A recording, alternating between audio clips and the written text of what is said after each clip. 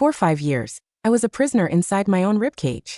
A traveler from another world took over my life, armed with a system and a mission to win over the people I loved. I had always been loud, fierce, and fiercely passionate. She was quiet, dull, and painfully awkward. The moment she slipped into my skin, my parents and my husband knew she wasn't me. For the first 3 years, they didn't even try to hide their disgust for the intruder. But the universe, her system, had a rule. I could only return once she successfully completed her mission of making them love her. She was too terrified to make a move. So, desperate to bring me back, my family began guiding her, holding her hand through the steps to win themselves over. I truly believed they loved me beyond measure. Until I woke up early. When I finally opened my eyes, I found Christian gripping my wrists, his eyes swimming with terror and desperation. "The mission is almost over," he whispered, his voice cracking. "Please, can't you just stay?" My parents sat beside the bed, nodding through their tears. "Sweetheart, we came back from 10 years in the future. In that future, after you left, our real daughter returned. But nothing felt right anymore. We weren't used to her. We tried to find you, only to discover that when you went back to your original world, you died." I let out a quiet, hollow laugh. So that was it. There was no one left in this world waiting for me to come home. But it didn't matter.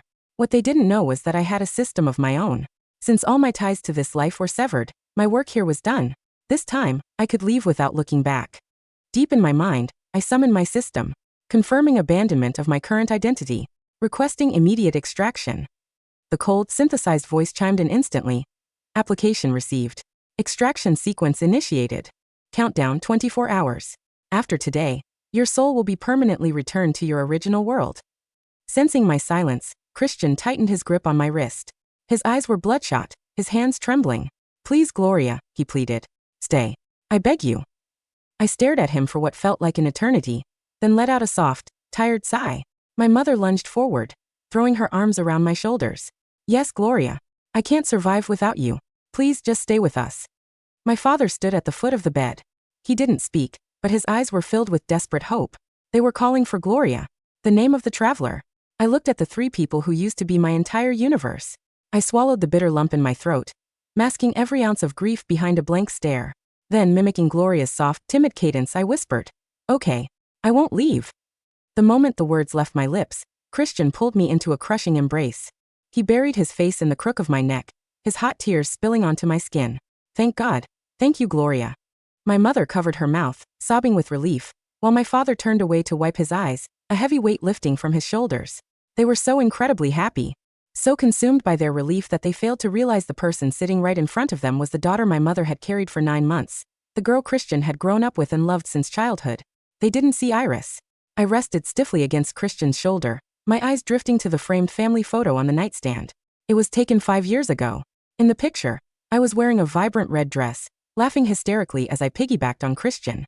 Back then, Christian used to tell me I was his son. He swore to the heavens that no one would ever take his son away. Back then, my mother spent hours in the kitchen every Sunday making my favorite chicken pot pie, pulling the golden crust fresh from the oven just for me. And when someone at a high society gala whispered that I was too wild, too spoiled to be the daughter of Thomas, my father had flipped the table in a rage, pointing a finger in the man's face and telling him to get the hell out. He had roared that his daughter had earned the right to be spoiled for the rest of her life.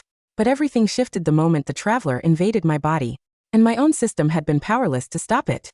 During the first year, when Gloria had first taken over, Christian had shoved away a glass of water she tried to hand him.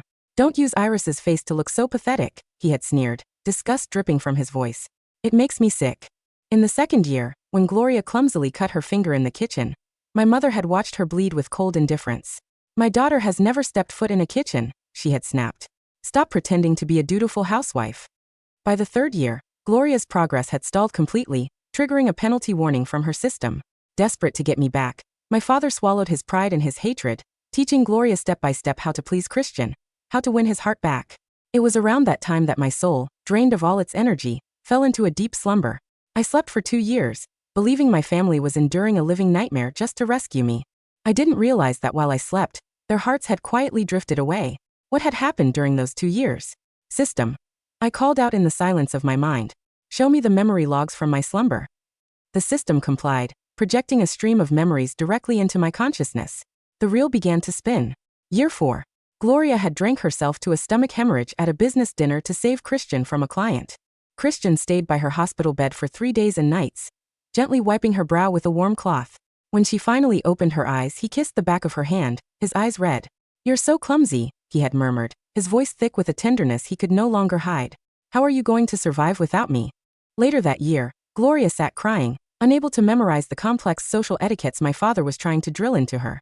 For the first time, Thomas didn't yell. Instead, he handed her a tissue. "If you can't learn it, don't," he said softly. "Being quiet is nice too. At least you don't cause trouble like Iris did." Then Gloria cut her finger again while trying to complete a cooking challenge set by her system. My mother rushed into the kitchen, snatched the knife, and threw it into the trash. Hugging Gloria tight, she wept. "To hell with the mission. We don't care about bringing Iris back anymore. Just don't hurt yourself." Year 5. Margaret took Gloria shopping.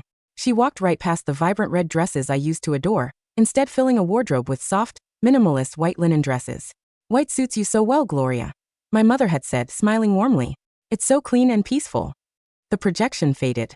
I reached up and quietly wiped away a tear before it could fall. Just 2 years. In just 2 short years, they had taken an outsider and, piece by piece, raised her to be the darling of their hearts. Gently, I pushed Christian away.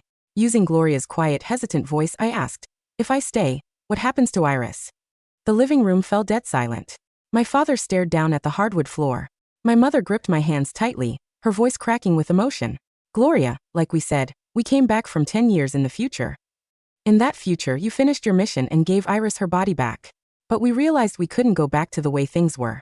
We weren't used to her anymore. Iris, she wouldn't even let us speak your name. She made us throw away everything that belonged to you. We missed you so much. We missed the dishes you baked, the quiet way you waited by the door for us to come home. So, we decided to go look for you. But we found out that when you returned to your original world, you died in an accident." Christian grabbed my shoulders, desperation clawing at his face.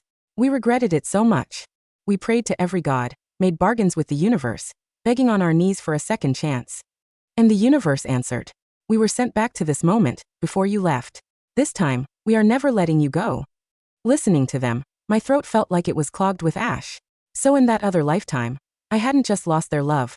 I had been branded an unreasonable, bitter woman for wanting my own life back. They had crossed a decade, weeping and begging the heavens, not to save me, but to rescue Gloria. Still playing Gloria, I asked softly, "But what about Iris? Are you just going to abandon her?" My father let out a heavy sigh. "We'll find a way. Iris is our daughter, but you're our daughter now too. We want both of you." I turned my gaze to Christian. "Do you feel that way too?" Christian looked up, his eyes shining with naked devotion. "Yes, Gloria. I can't live without you either. As for Iris..." He paused, swallowing hard. "I'll make it up to her. I'll sign over my shares to her name. She'll have enough money to never work a day in her life." I stared at his earnest face. 7 years of love and shared history, reduced to a financial settlement. I offered a gentle nod, keeping Gloria's placid smile on my face. "Well, congratulations," I thought. "You succeeded. You kept your precious Gloria. And I finally get to leave." My mother squeezed my hands. "Gloria, you have such a soft heart. We know you feel guilty about taking Iris's body. We know you'd never want to hurt her just to save yourself." I looked at her, saying nothing, and slowly pulled my hands back. In the corner of my vision, my countdown clock was ticking away. My father sighed. "That's why we went to your system. We asked if there was a way for both of your souls to coexist, without either of you having to sleep forever." My grip tightened around my glass of water. The system told us that for one body to host 2 conscious souls, it requires massive energy. To achieve that balance, we have to weaken the original soul's anchor to this world. We have to destroy the 3 things Iris treasures most in this world. Christian chimed in quickly. "But don't worry, it's just a temporary hardship for her. If it weren't for you looking after her parents and taking care of me these past 5 years, this family would have fallen apart long ago. What's a little suffering compared to that?" Margaret's eyes welled with tears. "Don't carry this burden, Gloria. We can't let you die. Iris doesn't know any of this anyway. We'll explain it to her later when she wakes up." My father nodded in agreement. "Exactly. This is the only way you both survive. Making Iris suffer a little in exchange for 2 lives, it's worth it." Even though I had already checked out of this world, hearing those words pour from their mouths carved a sharp, fresh ache into my chest. Sacrificing me for my own good. What a beautifully twisted joke. But thankfully, Iris wouldn't be needing their mercy anymore. I summoned Gloria's quiet, submissive smile. "Okay, I trust you." A wave of relief washed over the room. Christian turned to my parents, immediately mapping out the system's instructions. "First, Iris's art gallery downtown. I'll have my people clear it out tomorrow and put the property up for sale." My mother hesitated for a split second. But she worked so hard to build that place. She loved that gallery. Mom, we spoiled her too much in the last life, Christian said, his voice dropping. My father nodded. A gallery can be rebuilt. Once her soul is stable, I'll buy her a bigger space in a prime location. Second, Christian paused, his eyes falling on the ring on my finger. Our 7th anniversary. The ceremony is tomorrow. I'll announce its cancellation publicly, revoking my vows to Iris. I listened in silence, a bitter smile tugging at the corners of my lips. That was the ring he had slipped onto my finger, while kneeling in front of our entire university class. He had sworn to the world that Iris would be his wife, and only his forever. And the third? My mother asked. My father took a breath. Third, we erase every trace of Iris from this house. Her bedroom will be completely gutted and remodeled into a style Gloria likes. My father looked at me, his voice soothing. Gloria, we are keeping you with us in this life. When we found you in your world, you were lying on a cold slab in a morgue. Margaret chimed in, tears spilling over. That's why we'd rather let Iris suffer a little than lose you again. She's our flesh and blood. She'll understand our sacrifices once she wakes up. I watched the three of them console one another. They had fully convinced themselves of their righteousness. To save Gloria, they were going to tear my life apart, all under the guise of loving me. Right there in front of me, Christian called his assistant. Liquidate every painting in Iris's gallery. Sell them off, give them away, do whatever it takes. I want the deed transferred by the end of the day. Hanging up, he looked at me eagerly. Step 1 is done, Gloria. Did the system's progress bar move? I stared at the empty air, pretending to look at a holographic screen, and nodded. It did. Christian exhaled a long breath. Then he pulled up his social media account, which had millions of followers. For years, his feed had been a public monument to our love. Now, without a shred of hesitation, his thumb swiped across the screen. He hit delete on every photo, every love letter, every anniversary post, and our engagement announcement. He topped it off by posting a public statement. 7 years, and it's over. We have gone our separate ways. I wish her the best. I watched the post go live. Within 5 minutes, his phone was blowing up with texts and calls from mutual friends. Christian simply powered it off. He turned to comfort me, or perhaps to comfort himself. It doesn't matter. Reputation, pride. None of it matters as long as we keep you both alive. I'll explain everything to Iris when she's back. Upstairs, the deafening sound of drilling began. My parents had personally escorted a construction crew into the bedroom I had lived in for 25 years. I walked up the stairs and leaned against the doorframe, watching. My mother pointed at the framed certificates and paintings on my wall, her voice sharp and clinical. Take all of these down. Throw them in the dumpster outside. Get rid of the bed too. My father ordered the workmen. Replace it with a simple single bed. Strip the wallpaper. Paint everything solid white. That was the pink wallpaper my mother had spent a whole weekend helping me hang. That was the custom oak display case my father had commissioned for me when I won the state art championship. Now the workers ripped them down, piling them in the hallway like junk. My mother pulled a thick leather photo album from my desk drawer. Our family album, filled with memories of the three of us from my childhood to my 20s. Without a single glance inside, she tossed it directly into a heavy black trash bag. Is there anything else we should change, Gloria? She asked, turning to me. I shook my head slowly. No, it's perfect. The system says the tasks are complete. In reality, the voice ringing in my head was saying, extraction countdown, 10 minutes. As the last of my belongings hit the bottom of the trash bag, a violent, tearing pain flared through my chest. The physical toll of the soul extraction hit me all at once. I tasted copper, and a splash of blood spilled past my lips. My mother gasped, rushing forward to support me. Gloria, what's happening? My father hovered over us, panic in his eyes. Is this a side effect of the balance transfer?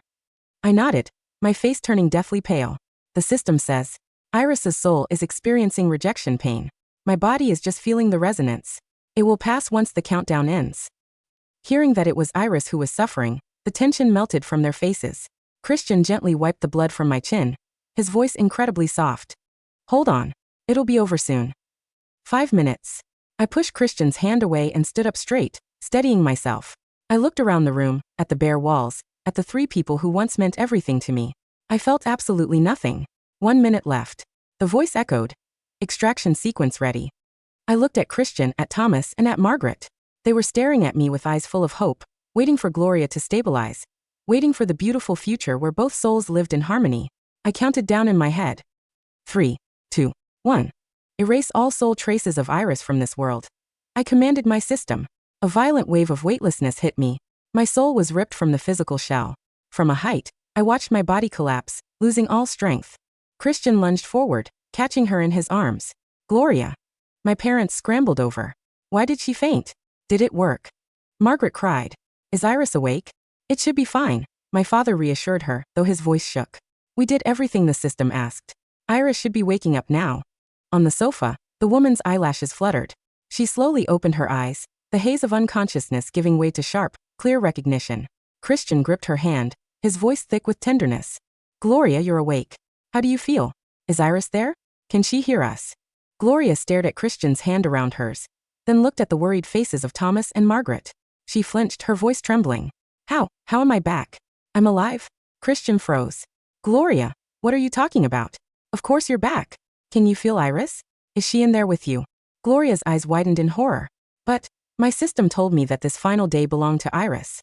She took control of the body for 24 hours to say her final goodbyes. She swallowed hard, looking around the empty, ruined room. Did she already leave? The silence in the renovated bedroom did not feel peaceful. It felt like the air. Inside a sealed casket, Gloria sat on the edge of the narrow, hospital-white bed, her small hands clutching the coarse linen blanket. Her eyes, the eyes that belonged to the body of Iris, were wide with a creeping, visceral terror. Christian froze where he knelt beside her, his fingers still locked around her wrist. His breath caught in his chest, hot and jagged. Gloria, what did you just say? His voice cracked, the pitch rising into something fragile and thin. What do you mean? Did she already leave? Margaret stumbled forward, her knees knocking against the freshly painted white nightstand. The faint smell of wet latex paint and industrial adhesive hung heavy in the air, sharp and chemical. Sweetheart, don't joke like that. You were weak because the soul transfer was taking hold. We did everything the system asked. We destroyed the gallery, we canceled the vows, we cleared out her room. You don't understand, Gloria interrupted, her voice shaking violently as she pulled her wrists out of Christian's grip. She pointed a trembling finger toward the empty black trash bag sitting near the door, stuffed with Iris's childhood medals and photo albums. My system interface didn't initiate a soul merging protocol. It initiated an extraction handoff. Thomas's face drained of color. He stepped over the pile of ripped pink wallpaper, his heavy leather shoes crunching against the dried plaster dust on the floorboards. An extraction? No. The voice told us. The prompt said if we weakened Iris's anchor, both of you could stay. The system lied to you. Gloria screamed, burying her face in her hands, her shoulders heaving as tears leaked through her fingers. Or rather, it answered. Her request, not yours. She looked up, her face pale, staring at the three of them with a look of profound horror. Iris's system was a Tier 1 extraction protocol, Gloria sobbed, her words tumbling out like loose gravel. It was never designed to share a host. When my system flagged that I was staying permanently, her system gave her a choice. Fight for control, or voluntarily surrender all dimensional ties and dissolve her presence here forever. Christian's heart slammed against his ribs so hard it felt like a bruise. She surrendered? She didn't just surrender, Gloria whispered, her voice dropping into an eerie, hollow cadence that made the hairs on the back of Christian's neck stand up. She signed the final release 3 hours ago. She gave up her name, her history, her bloodline rights, and her soul's signature. She wiped herself clean from this world's registry so she could leave without a trace. Gloria turned her eyes toward Christian, her gaze pinning him to the spot. She was awake all morning, Christian. She wasn't sleeping.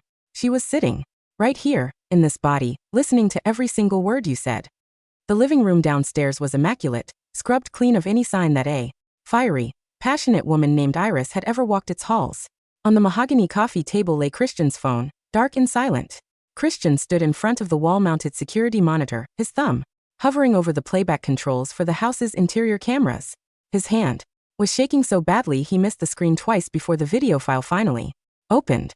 Thomas stood behind him, leaning heavily against the back of an armchair, looking 10 years older than he had that morning. Margaret sat on the sofa, her hands folded tightly in her lap, her eyes fixed on the blank television screen across the room. Play it, Thomas commanded, his voice barely a rasp. Play from yesterday morning. The monitor flickered to life. The camera in the primary bedroom showed the bed at 6 a.m. On the screen, the woman lying in the bed opened her eyes. There was no confusion in her gaze, no soft, timid haze that usually characterized Gloria's waking moments. Her eyes were sharp, bright, and utterly clear. She sat up slowly. She looked down at her wrists, where Christian's fingers had left faint red marks from the night before. Then she looked directly into the camera lens mounted in the corner of the ceiling. On the video, her lips curved into a quiet, faint smile, a smile so dry, so cold, and so thoroughly detached that Christian felt a wave of icy nausea surge up his throat. She was awake, Margaret whispered from the sofa, her voice breaking. Oh, God. She was awake before we even came into the room. Christian hit fast forward. The footage sped up. They watched themselves walk into the room. They watched Christian grab her hands, pleading with tears in his eyes. The mission is almost over. Please, can't you just stay? They watched Iris, wearing Gloria's quiet, submissive posture, tilt her head and whisper, "Okay, I won't leave." On the screen, Christian threw his arms around her, weeping into her neck, thanking God that Gloria was staying. And over Christian's shoulder, Iris's eyes remained open. She wasn't crying. Wasn't hugging him back. Her arms rested stiffly at her sides, her gaze fixed on the framed photo on the nightstand, the photo of her in the red dress on his back. Fast forward to the phone call. Thomas choked out. Fast forward to when I called the contractor. Christian's thumb dragged the slider across the screen. The video played the conversation in the living room.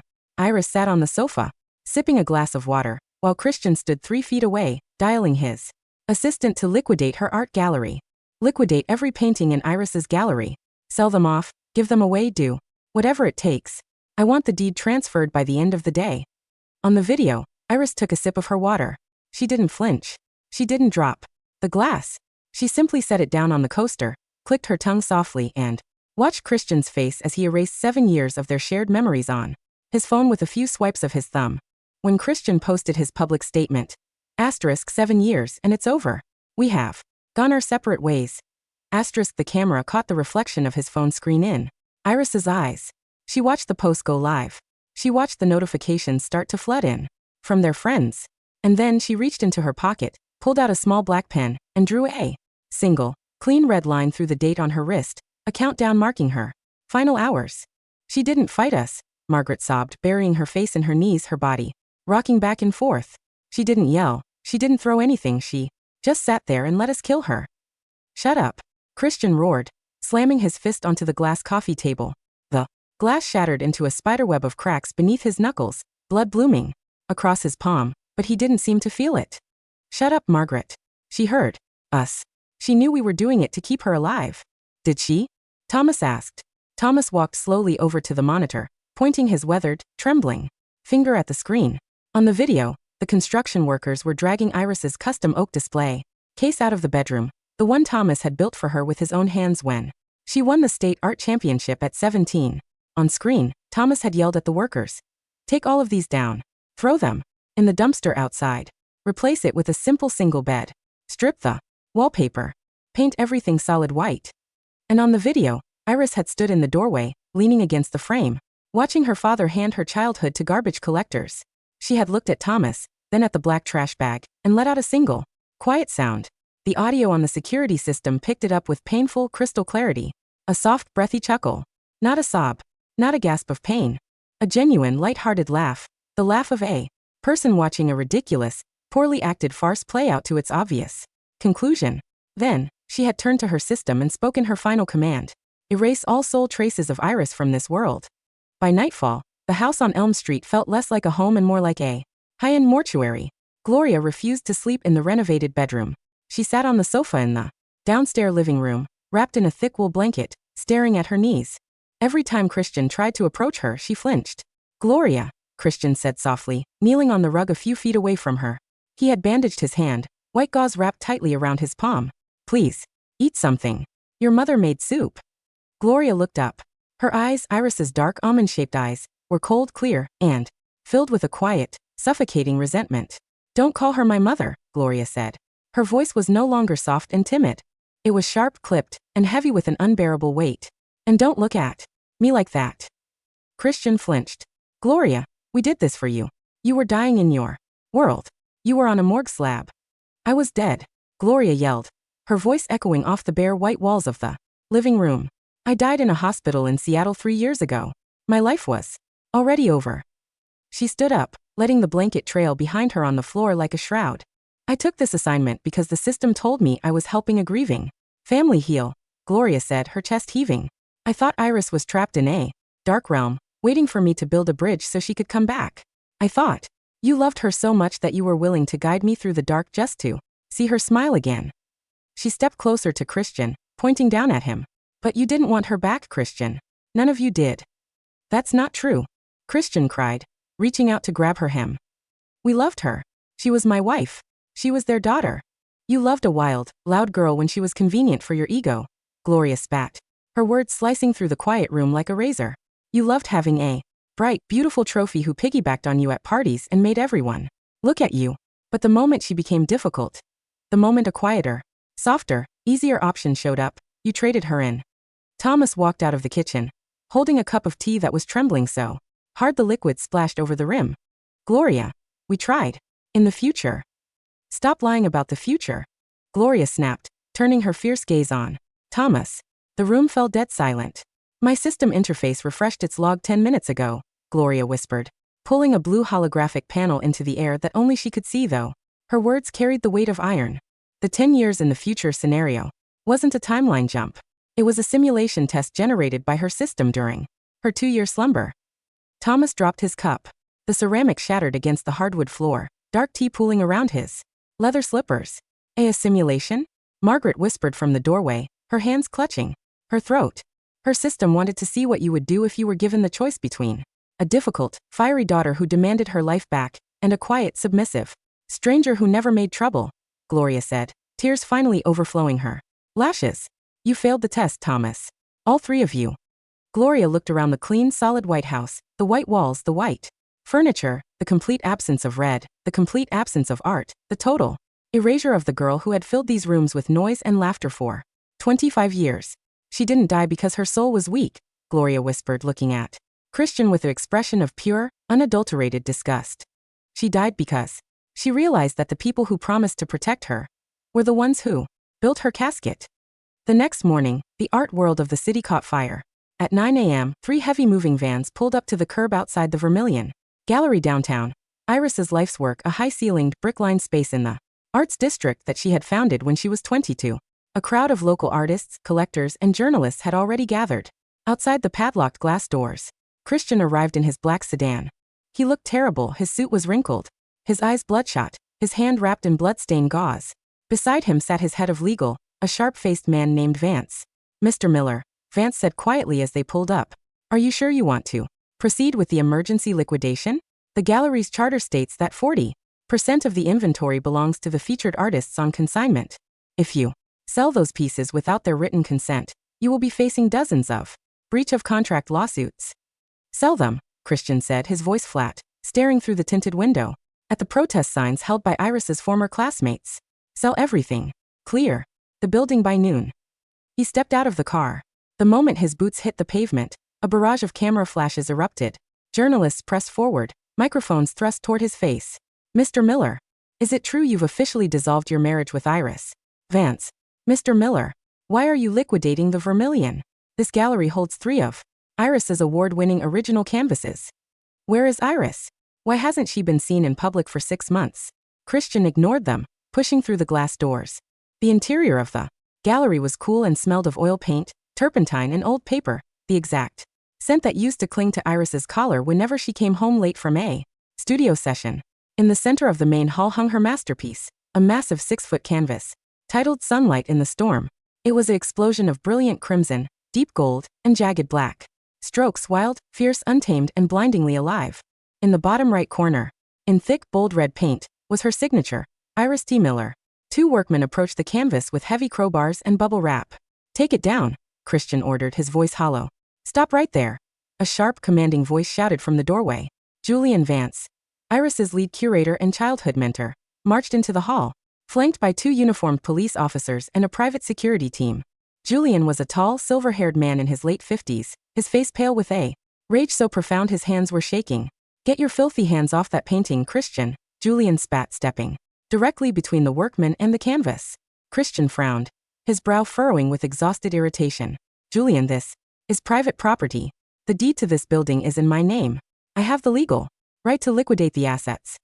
You have the deed to the building, Julian roared, pulling a thick blue folder from his briefcase and slapping it against Christian's chest. But you don't own the art. And you certainly don't own Iris. Christian caught the folder. What is this? That is a formal injunction filed this morning with the High Court, Julian said, his eyes burning into Christian's face with absolute contempt. 3. Years ago, before whatever happened to her happened, Iris transferred the full intellectual property rights and moral ownership of all her creative works into an independent, irrevocable trust. Julian stepped closer, his voice dropping into a razor-sharp whisper that echoed in the high-ceilinged gallery. She named me the sole trustee. Do you know why she did that, Christian?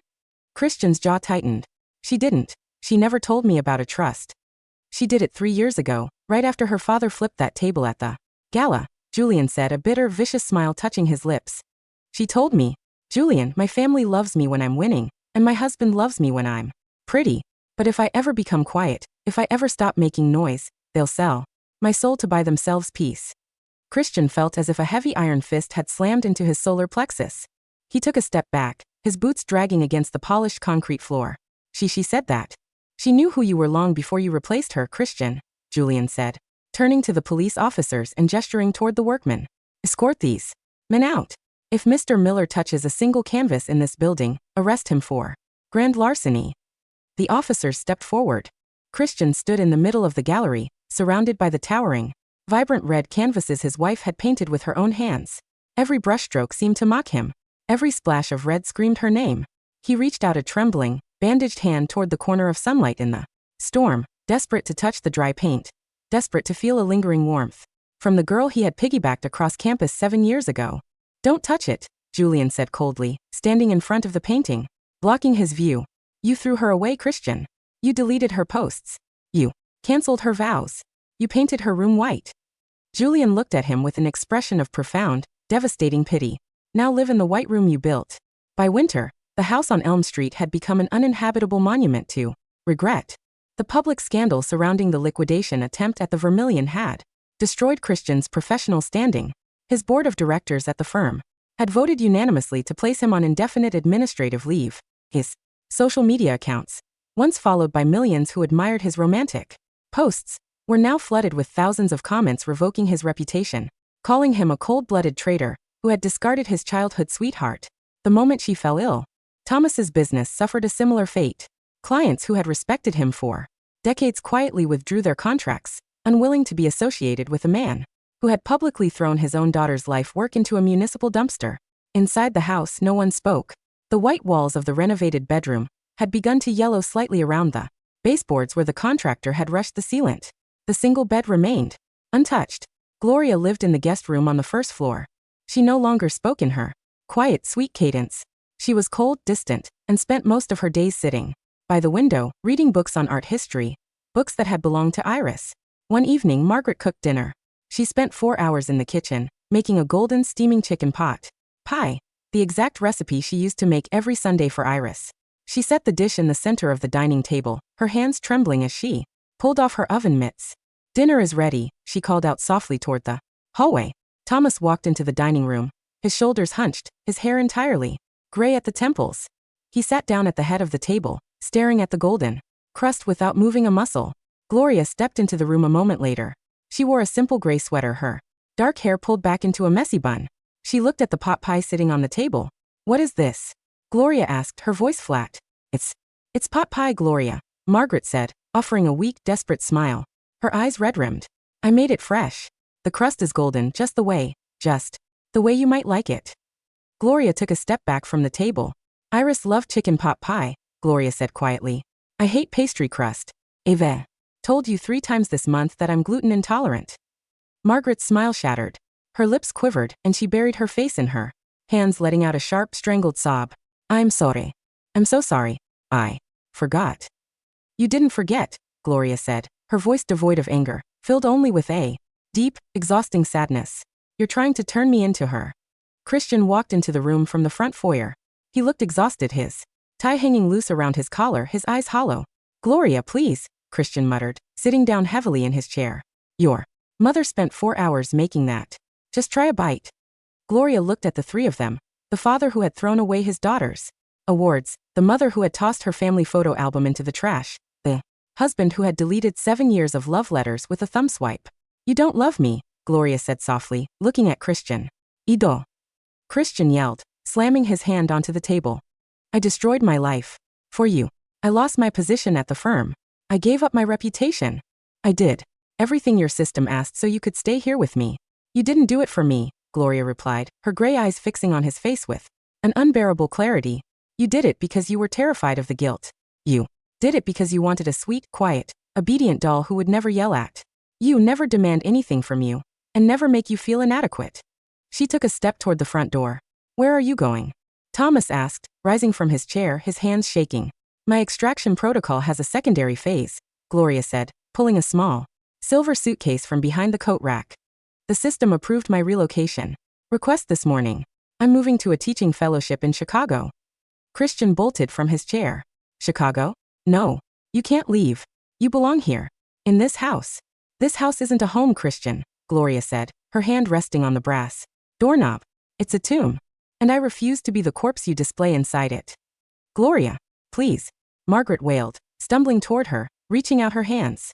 We have no one else. Iris is gone. If you leave, we have nothing left. Gloria looked back at Margaret, her gaze lingering on the older woman's tear-streaked face. You had a daughter who loved you so much she let you rip her life apart without saying a word to stop you, Gloria whispered. You had a daughter who sat right here in this room and let you kill her so you could be happy. She pulled the heavy front door open. The cold winter air rushed into the warm hallway, bringing with it a flurry of white snow that dusted the dark hardwood floor. Don't call me, Gloria said. She stepped out into the dark night, shutting the door firmly behind her. The latch clicked shut with a sharp, final sound that echoed through the silent White House. 10 months later, in a small coastal town 3,000 miles away from Elm Street, the sun was setting over the Pacific Ocean.